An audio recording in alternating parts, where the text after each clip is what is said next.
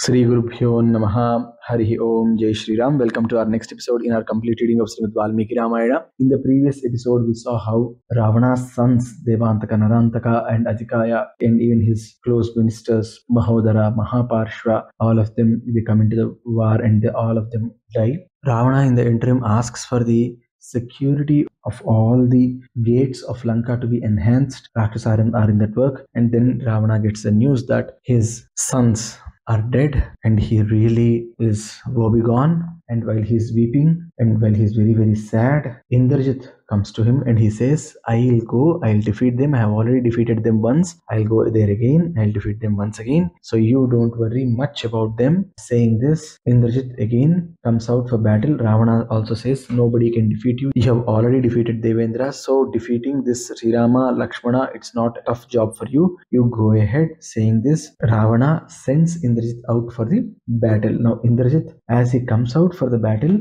he immediately calls for his army and they go to a Yajna Bhumi. In some texts it is called as Yuddha Bhumi, but then the Prachya Patha, the one that's found in the east, that says that it is Yajna Bhumi. So he takes his army, he puts them around him and he goes to Yajna Bhumi. There he does a huge yajna, a huge homa, and in that homa he gives away everything. He does everything that needs to be done per process and he completes the homa. A huge fire comes out, it takes away all the harvest that Indrajit is giving. Indrajit was actually wearing red colored clothes there. Then from the homa he gets a ratha, and then he also invites Brahmastra to come out of that homa. That also comes out of that homa. He gets onto that ratha, and while everyone is seeing, he disappears into thin air with his ratha and his sarathi and his horses and everything. Now the Rakshasas know what this is, so they do a Jai Jai Dhwana. They realize that this act has completed correctly, so they are going to win this fight today, and they also say good omens. Then Indrajit gets into the war and he first asks his Rakshasas to go and fight Sri Ramachandra and the entire Vanara army. The Rakshasas now get into the war. They are very, very excited about the fact that they are going to win the day,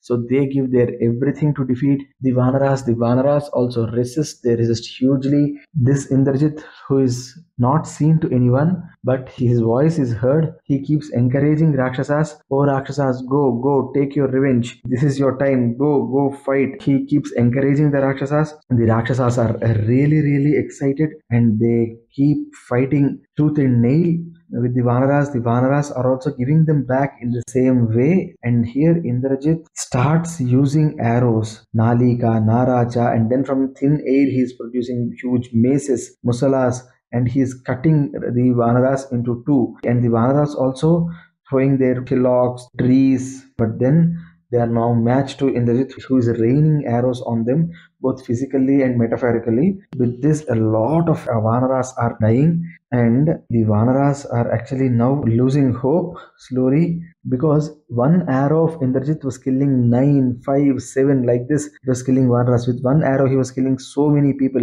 The Vanaras were now realizing that they are on the back foot and some of them were losing hope. But then the important Vanaras, they started showing leadership and they start attacking Indrajit. But Indrajit doesn't leave any one of them. He just keeps showering arrows on them, and the important Vanaraviras also start falling down because they are seeing the source of arrows coming in. They start a rain of trees and boulders onto that particular area from where they are seeing the arrows coming out. But Indrajit, he easily breaks all of that. Indrajit pulls out arrows which look like snakes, and with that he hits the Vanara army, and then he takes 18 arrows and hits Gandhamadana, and then Nala is hit by 9 arrows, and then 7 arrows were fired on Mainda, 5 on Gaja, and on Jambavanta he rains 10, Neela 30, and then he uses one of the strongest of the arrows that he got as Vara. He uses them on Sugriva, Rushabha, Angada, and all 3 of them, they are on the ground as if they are dead. And then he starts hitting every Vanara. The Vanara army is now running from pillar to post to see that someone would actually save them. And in this entire war, the Vanaras are not seeing Indrajit. That's becoming the problem. They are not seeing, they just are seeing the arrows coming in their direction, but they are not seeing the man who actually fired those arrows. So a lot of Vanaras are now falling down. The destruction is unbelievable. Now Hanuman, Sugriva, Angada, Gandhamadana, Jambavanta, Sushena, Vegadarsa, Mainda, Dvivida, Neela, Gavaksha, Gavaya, Kesari, Hari, Hariloma, Vidyutdamstra, Suryanana, Jyotimukha, Dadimukha, Pavakaksha, Nala, Kumuda, all the Vanara generals, all these commanders, they were hit, they are falling down, and now he has moved till SriRamachandra and Lakshmana, and even SriRamachandra and Lakshmana are not able to see where this Indrajit is, and he is just raining arrows from all directions. Now SriRamachandra quickly, he doesn't care for these arrows falling on them. He inches close to Lakshmana and says, I am seeing that he is blessed with Brahmastra today. So he is raining all these arrows, and these arrows are not leaving us. Now we have to do one thing. With the boons that he has got from Brahmadeva and all, he is in a position where he is not even seen by us. So we are not even able to see to him. Oh Lakshmana, since we don't know from where he is fighting, we can't just go back and attack him. So it's better that we now just act as if we are also taken by these arrows. Yes, these arrows are going to pierce us. Oh Lakshmana, keep strength in the heart and wait for the right time. Till then, just ensure that you are enduring this pain. He says, we will also act as if we have just lost our consciousness. That's what Sri Ramachandra says. The arrows are coming on both of them, Sri Ramachandra and Lakshmana, and then the Brahmastra also comes, and now Sri Ramachandra and Lakshmana also, they just respect the Brahmastra, and they are seen as if they fell down due to the impact of it. And then Indrajit immediately goes back and he tells to his father what all he achieved. They are all happy, and they are making a utsava out of this whole thing, or a celebration out of this whole thing. Even Sri Ramachandra and Lakshmana are now immobile. All Vanarasena Nayakas have lost their consciousness. They are all falling there. And now the Sugriva, Neela, Angada, Jambavanta, they just don't know what they have to do. Okay, then Vibhishana quickly comes out and he goes to the entire army. He goes to all the generals of Sugriva and he keeps seeing them, and then he tells to all of them that, don't worry, Sri Ramachandra and Lakshmana, they have respected Brahmastra and they have just lost the consciousness, but they'll be back very soon. Don't worry too much. And then he looks at Hanuman. Hanuman also respects the Brahmastra, and now he is out of it. He just was lying low for a few minutes to respect Brahmastra, to honor Brahmastra, and now he has come out. And then he quickly comes to Vibhishana's side and says, whoever is alive, let us go and console them. Let us not let the morale of this army go down. And then in that night, they both keep walking to figure out if anyone was still alive. They see a lot of those people. They see Sugriva, Angada, Neela, Serapha, Gandhamadana, Gavaksha, Sushena, Vegadarsa, Mainda, Nala, Jyotimukha, Dvivida. They see all of them. They start searching for Jambavanta. Once they see Jambavanta, Vibhishana goes near him and says, Arya, hope you are alive.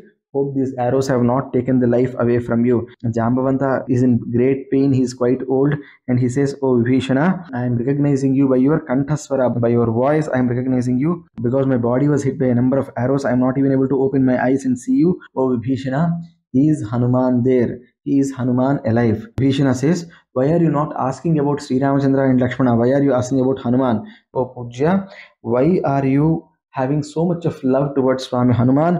Why are you not talking about Angada, Sugriva, Srirama? Why are you just talking about Hanuman? Now Jambavanta says, Oh Vibhishana, let me explain to you as to why I was asking only about Hanuman.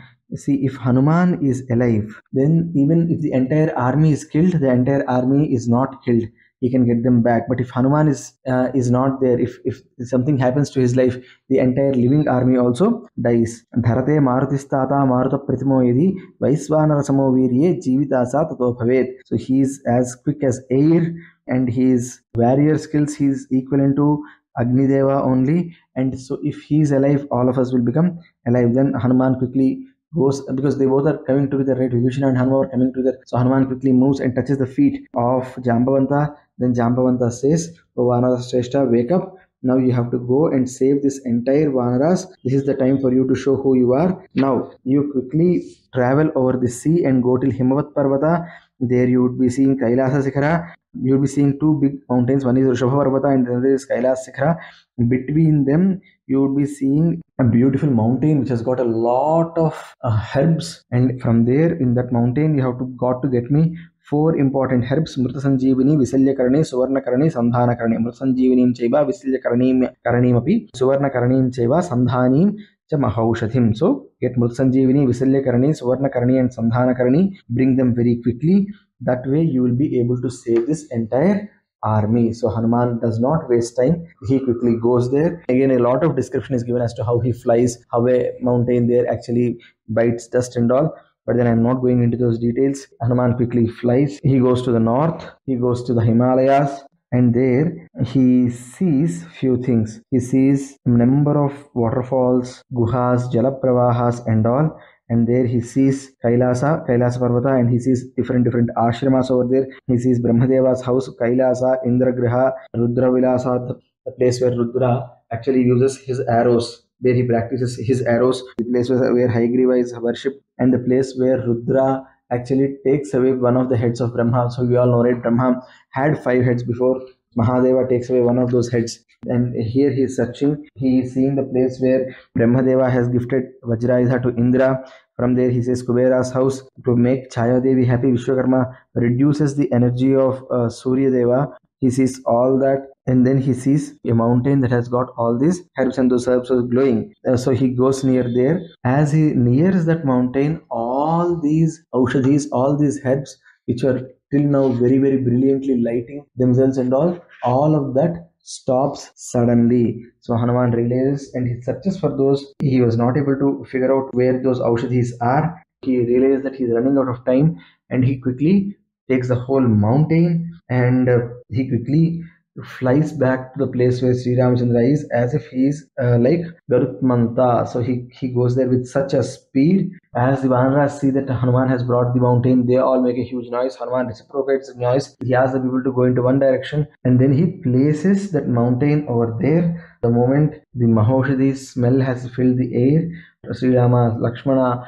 and all the Vanaras who fought Indrajit and his armies that day, even people who died, all of them will come back to life. All the Vanarveeras, all the dead Vanarveeras come back to life, but Rakshasas, they won't, because Ravana orders that Devi, after every day's fight, the dead Rakshasas, their body should be thrown into the sea, was Ravana's order. So as per that order, the Rakshasas were not able to be made alive again. Now Hanuman takes this back, and he takes it back to the place where it belongs to. He puts the mountain there and comes back to Sri Ramachandra.